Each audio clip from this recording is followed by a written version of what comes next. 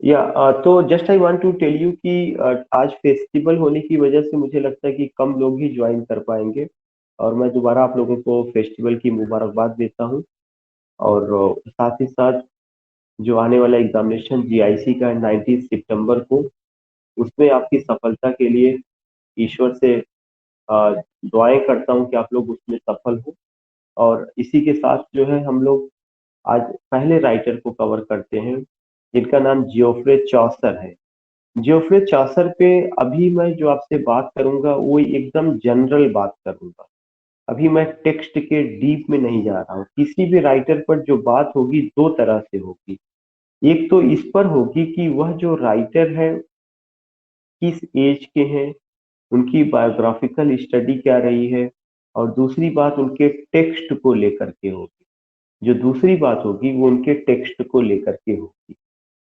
जिस तरह से पीजीटी के पैटर्न में तब्दीली आई है, जिस तरह से पीजीटी के पैटर्न में बदलाव आया हुआ है, उसे देखते हुए हम ये कह सकते हैं कि हमें अपने लेक्चर को टेक्स्ट ओरिएंटेड करना पड़ेगा। हम लोगों ने पीजीटी में बहुत सारा पढ़ा था, बहुत सारी बातें हुई थी, लेकिन चूंकि पैटर्न उसका क्रिटिकल एनालिसिस हो गया और 2 घंटे का जो पेपर था, 125 क्वेश्चन, मुझे लगता है कि समय और ज्यादा होना चाहिए था। 125 क्वेश्चन कम, समय कम पड़ जाता है, क्वेश्चन ज्यादा होते हैं। और ऑप्शन जिस हिसाब से उसमें रहता है वो रियली में जो है काफी ज्यादा टाइम को मांगता है। अब सवाल ये उठता है कि जीआईसी में जो राइटर है, कल मैंने सिलेबस डिस्कस किया था, मैंने आपको बताया था कि पीजीटी के करीब 10 राइटर्स आपके जीआईसी में मिल रहे हैं। कुछ राइटर्स ऐसे हैं जो अलग हैं। जो राइटर्स अलग हैं उनमें से एक जियोफ्रे चौसर हैं, जो आपको पढ़ना है। इसके अलावा अलग होने वाले राइटर में हैरोल्ड पिंटर है, डब्ल्यू बी येट्स है, जी बी शॉ है, और एस टी कॉलरिज है। ये अलग राइटर। इंडियन राइटर में, इंडियन राइटिंग इंग्लिश में रविन्द्रनाथ टैगोर है, वी एस नायपॉल है, राजा राव है। और इस तरह से एक लंबी लिस्ट है। अर्नेस्ट हेमिंग्वे अमेरिकन में है, लेकिन आप उन्हें पढ़ चुके हैं, जानते हैं उनके बारे में। उसके अलावा अगर आप देखते हैं, एक और राइटर है जो, अगर आप देखेंगे कि एक और ग्रुप है जहाँ पे, जिसको क्रिटिक्स कहा गया है। वो जो क्रिटिक्स हैं, अरिस्टोटल से शुरू होता है टीएस एलियट तक, जो भी ट्रेडिशनल क्रिटिक्स हैं उनको शामिल किया गया है। तो इस तरह से अगर हम बात करते हैं, इस तरह से अगर हम देखने की कोशिश करें या समझने की कोशिश करें, तो एक चीज समझ में आता है। और वह कौन सी चीज समझ में आती है? वह ये चीज समझ में आती है कि हम उन राइटर्स को पहले कवर करेंगे जो कि पीजीटी में आपने नहीं पढ़ा है। कल यही बात भी हुई थी। दूसरा चीज की क्रिटिक्स को भी हमें कवर करना है। लेकिन आज की क्लास में जो सबसे पहले हम बात करने जा रहे हैं वो जियोफ्रे चौसर को लेके बात करेंगे। जब भी जियोफ्रे चौसर की बात आती है, तो हमेशा आपके माइंड में जो सबसे पहला पॉइंट नॉक करना चाहिए वह कौन सा होना चाहिए? Age of Chaucer. जो एज ऑफ चौसर था, वह 1350 से लेकर 1400 ईस्वी तक का जो पीरियड है उसको हम एज ऑफ चौसर के नाम से जानते हैं। तो एक इम्पॉर्टेंट पॉइंट जो हमें और आपको ध्यान में रखना है वह कौन सा, कि we are just means in this lecture we are talking about home, in this lecture we are talking about Chaucer. इस लेक्चर में जो हम बात कर रहे हैं किसको लेकर के कर रहे हैं? इस लेक्चर में जो हम बात कर रहे हैं वो चौसर को लेकर के बात कर रहे हैं।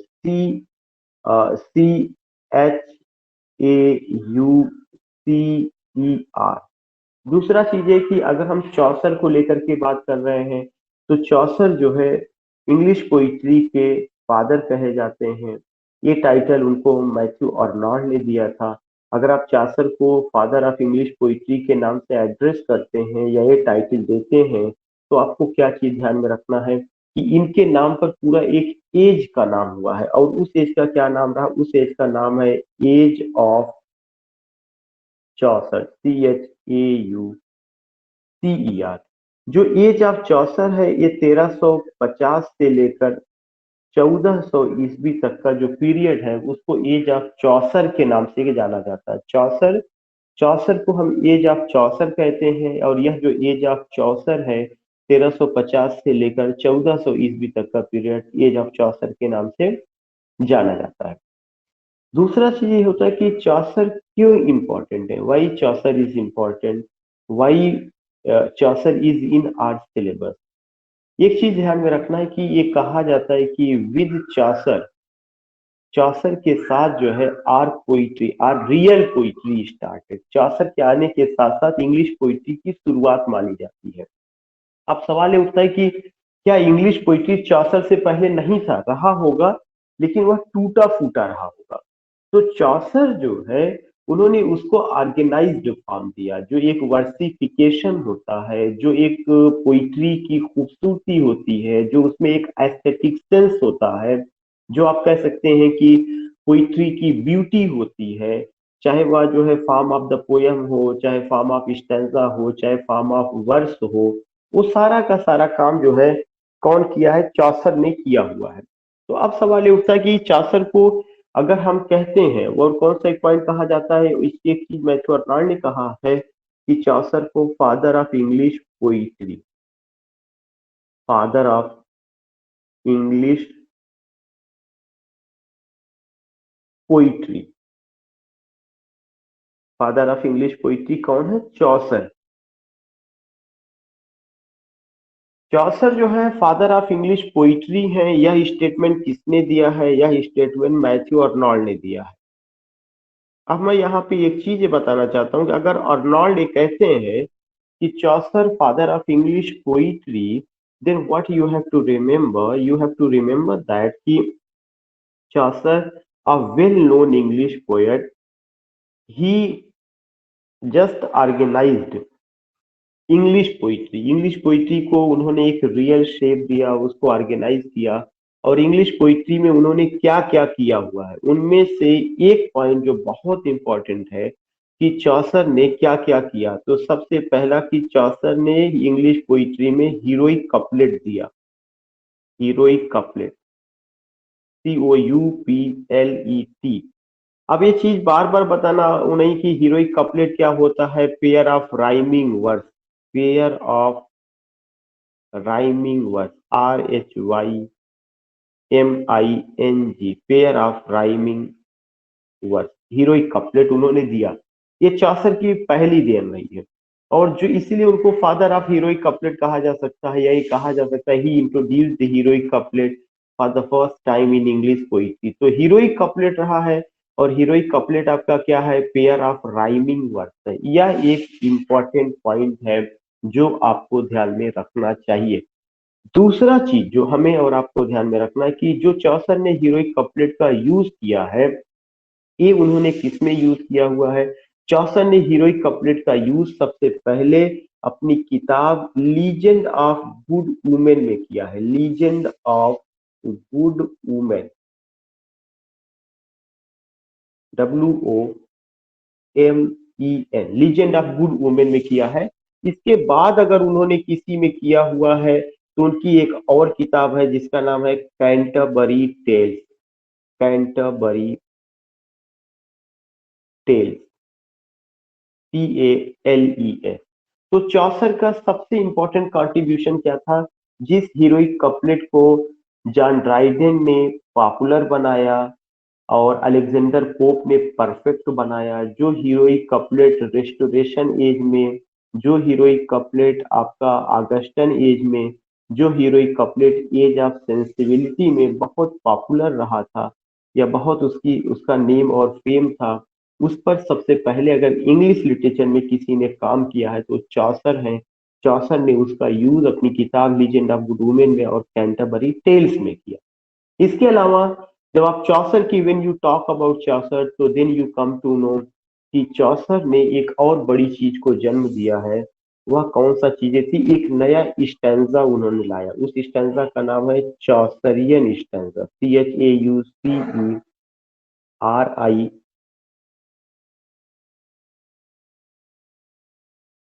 CHAUSERIAN, चौसरियन stanza. तो एक और चीज जो आपको ध्यान में रखना है, उन्होंने जिस स्टैंजा को जन्म दिया वह स्टैंजा क्या कहा जाता है? चौसरियन स्टैंजा कहा जाता है। यह जो चौसरियन स्टैंजा था, यह 7 लाइन्स स्टैंजा रहा। कौन सा स्टैंजा रहा? 7 lines stanza. Chaucerian stanza, 7 lines stanza, इसी 7 लाइन्स स्टैंजा को राइम रॉयल भी कहा जाता है। तो चौसरियन स्टैंजा में 7 लाइन होता है और इस 7 लाइन की स्टैंजा को हम और दूसरा क्या नाम जानते हैं, राइम रॉयल। तो ये भी चौसर की देन रही है। एक चीज ये ध्यान में रखना, Chaucerian stanza, 7 lines stanza, it is also known as rhyme royal. इसको हम राइम रॉयल के भी नाम से जानते हैं। यह एक उनका दूसरा देन रही है। तो अगर मैथ्यू आर्नल्ड ये कहते हैं कि with Chaucer our real poetry started, तो उसमें कोई एग्जैजरेशन नहीं, उसमें कोई हाइपरबली नहीं है, कोई बढ़ा चढ़ा के बात नहीं कही जा रही है। ये पॉइंट ध्यान में रखना है।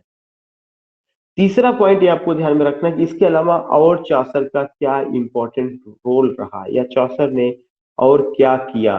सबसे इंपॉर्टेंट पॉइंट कि चौसर ने और जो काम किया, उन्होंने क्या किया कि उन्होंने लॉन्ग नैरेटिव पोयम लिखा। He composed long narrative poem, long narrative poems उन्होंने लिखा। ये भी चौसर की देन रही है। He wrote in 3 languages, he wrote in 3 languages, उन्होंने 3 लैंग्वेजेस में लिखा है। ये भी चौसर की देन रही है।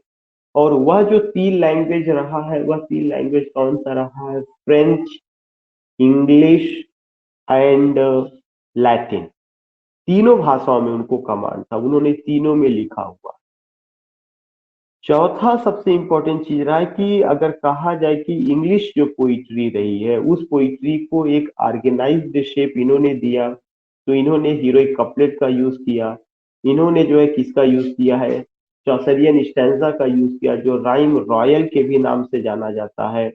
इन्होंने इसके अलावा अगर आप देखेंगे कि 3 लैंग्वेज में लिखा है। ही सर्व्ड 3 किंग्स, उन्होंने 3 किंग्स की भी सेवा की है।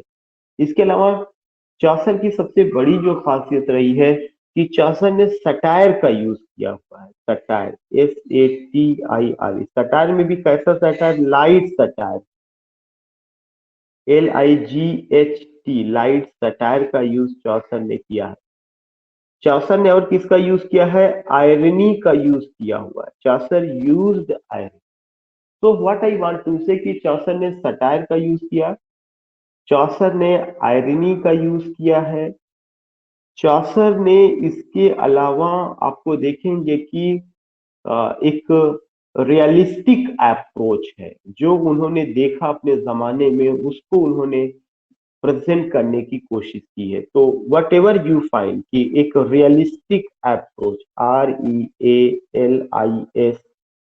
REALISTIC, रियलिस्टिक अप्रोच है उनके वर्क में। कैरेक्टर्स को बताने के लिए या और चीजों को बताने के लिए उन्होंने रियलिस्टिक अप्रोच का सहारा लिया हुआ, या रियलिस्टिक चीजों को लेकर के उन्होंने बात किया हुआ है। इसके अलावा चौसर के कैरेक्टर्स को जब आप बात करते हैं, तो चौसर के वर्क में 2 तरह के कैरेक्टर नजर आते हैं। एक कैरेक्टर है इंडिविजुअल और दूसरा कैरेक्टर है टाइप। जो इंडिविजुअल कैरेक्टर है उसका अपना डिस्टिंग्विश पोजीशन होता है, DISTINGUISH,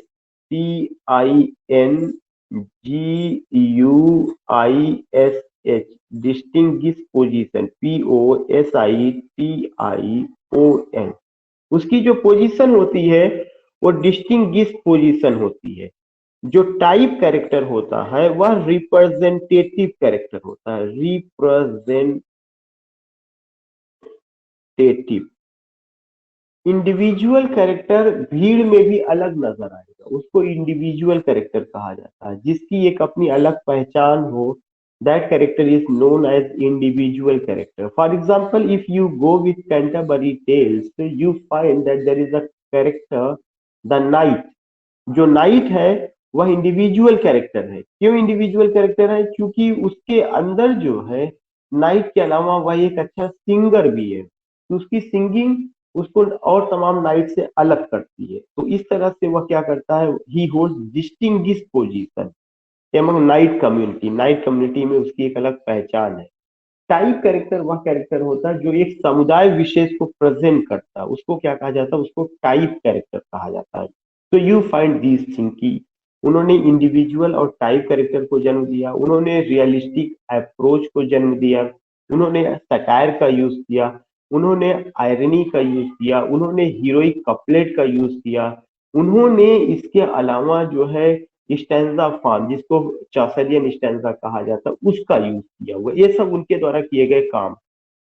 इसके अलावा अगर आप देखेंगे, उन्होंने जो है एक और बेहतरीन काम किया हुआ है।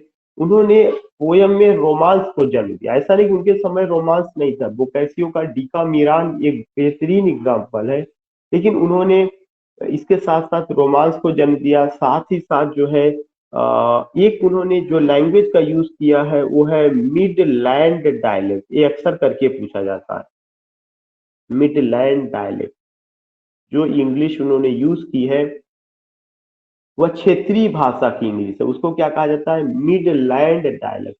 तो चासर यूज्ड मिडलैंड डायलेक्ट, उन्होंने मिडलैंड डायलेक्ट का यूज किया हुआ है। चासर का एक और खासियत थी कि उन्होंने जो है क्या किया, उनको फादर ऑफ नैरेटिव टेक्निक कहा जा सकता है, father of narrative technique. Narrative technique एक ऐसी टेक्निक होती है जिसमें ये बताया जाता है कोई कहानी कैसे लिखी जाती है, सुनाई जाती है, बताई जाती है, उसमें कैरेक्टर्स का क्या रोल होता है। These things you find. तो Chaucer is also known as father of narrative technique. तो Midland dialect, father of narrative technique, these things you find. So what I want to say कि Chaucer used midland dialect. Chaucer is known as father of narrative technique. These things you find. Next point जो आपको ध्यान में रखना है चौसर को लेकर के, कि चौसर ने, आप ये समझिए कि स्टोरी टेलिंग मेथड को जन्म दिया। ही ही प्रेजेंटेड,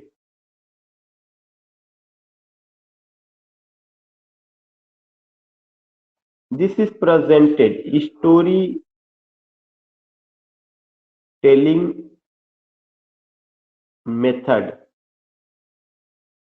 उन्होंने स्टोरी टेलिंग मेथड को जन्म दिया है।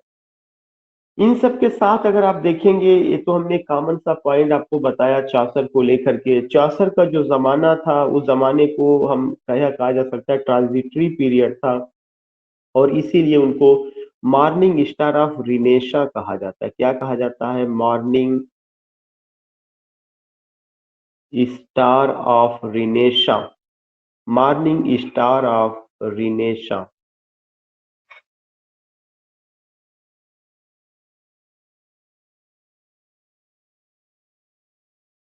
उनको मॉर्निंग स्टार ऑफ रिनेशा कहा जाता है। साथ ही साथ उनको ग्रैंड फादर ऑफ नॉवेल कहा जाता है, ग्रैंड फादर ऑफ नॉवेल।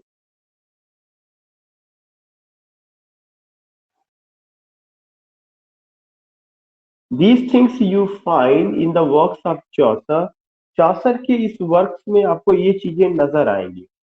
तो जो है when you go with this man, तो क्या क्या चीजें जरूरी है। हम ये नहीं कहते कि हम पूरा चौसर के सारे वर्क को पढ़ लेंगे, लेकिन कैंटरबरी टेल्स के कैरेक्टर्स को लेकर के हमें बात करना पड़ेगा।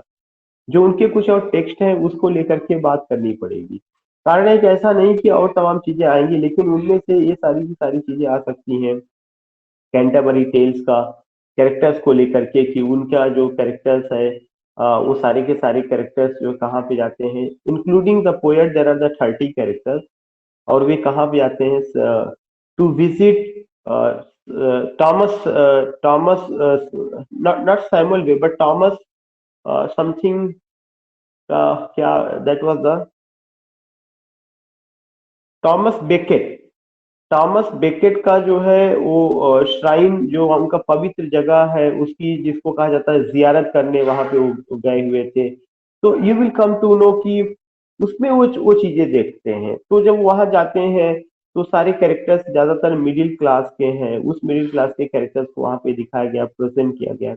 तो what I want to say, when you go with these points, तो always keep in your mind कि एक ऐसा पोएट जो मध्य युग का है, मध्य युग की सिचुएशन को लेकर के बात करता है, वहां की मनोदशा को लेकर के बात करता है, वहां की चीजों को लेकर के बात करता है, ये सारी की सारी चीजें हमें माइंड में रखना है।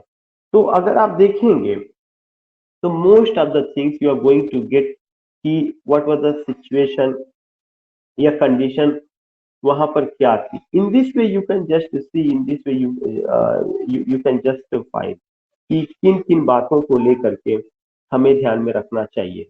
एक और जो पॉइंट है कि अगर हम चासर के कंटेम्प्रेरी को लेकर के बात करेंगे तो आपको केवल एक चीज ध्यान में रखना, वह कौन रहे हैं, जॉन वाइक्लिफ, WYCLIF, की father of English pros, father of English pros. John Wycliffe को फादर ऑफ इंग्लिश प्रोज कहा जाता है। ही translated the Bible from Latin into English, उन्होंने बाइबल का ट्रांसलेशन किया लैटिन से इंग्लिश में। तो एक पॉइंट ये भी है कि ही translated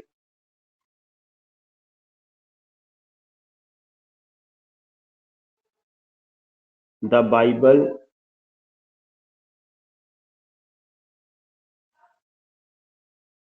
Latin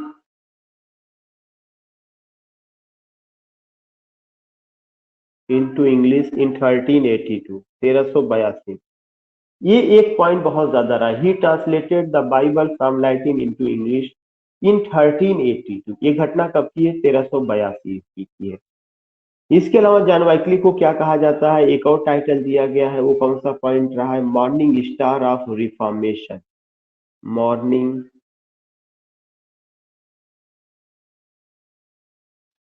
star of reformation.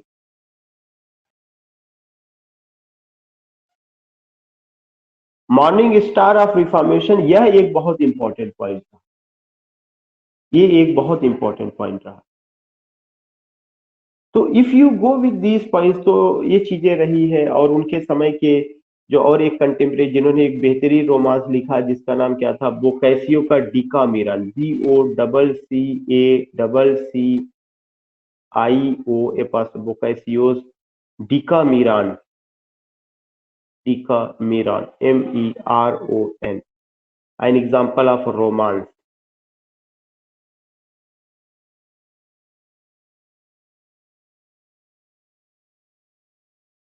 an example of romance। So in this way you will come to know कि चौसर के बारे में जनरल बातें जो रही है वो यही रही हैं, और इन जनरल बातों को हमें बहुत ध्यान में रखना है। जॉन वाइक्लिफ आप छोड़ नहीं सकते हैं, बोकैसियो का डिकामीरन हमें पता होना चाहिए, और साथ ही साथ हमें ये पता होना चाहिए चौसर ने थ्री किंग्स की सेवा की है, थ्री लैंग्वेजेस में लिखा हुआ है, मिडलैंड डायलेक्ट का उन्होंने यूज किया हुआ है। उनका जो मास्टरपीस है वो कैंटरबरी टेल्स, इंग्लिश में उनका मास्टरपीस कैंटरबरी टेल्स है। इसके अलावा उन्होंने लीजेंड ऑफ गुड वुमेन लिखा हुआ है, उनका अपना वर्क ट्रायलस एंड क्रेसिडा भी रहा है। These things you find.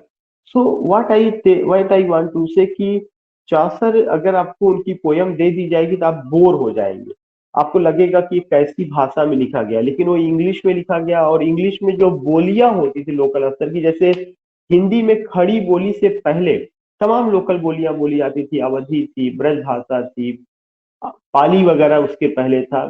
तो उसमें देखते हैं कि बहुत सारा चीज आया था, तो वो उतना आदमी को इंटरेस्टिंग नहीं लगता। इन 21st सेंचुरी यू फाइंड कि हर भाषा बदली।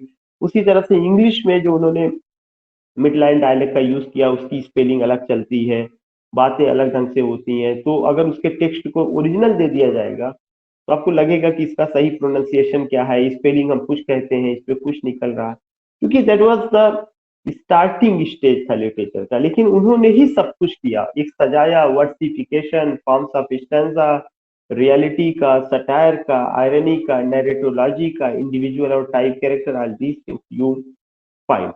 तो most probably you will come to know कि चासर को लेकर के मैंने इतनी सारी बातें शेयर किया है या इतनी सारी चीजें वो किया हुआ। मेरा एक ही पर्पज था कि क्लास को रोकने से बेहतर यही है कि हम क्लास को जारी रखें, थोड़ा बहुत बात आज कर लें। I know it very well कि you all are busy now, today you all are engaged somewhere, वो सब चीजें रही हैं। तो इतना सारी चीजें मैंने आपसे बात किया, मैंने आज आपको चासर को बताया। मैं आपसे इतना जरूर कहना चाहूंगा कि आप समय निकाल करके जो भी किताब आपकी मेरे आपने मेरी परचेज की है, उसमें चासर को लेकर के बातें की गई है, समय निकाल करके आप उसे एक बार अच्छे ढंग से पढ़ लीजिए कि उसमें क्या बताया गया। यही आपका होमवर्क है, क्योंकि हो सकता है मैं शाम को मिलूं तो मैं आपसे, मैंने कहा हो सकता है, अगर मैं शाम को, ऐसा हो सकता है कि, चूंकि मुझे ऐसा लगता है कि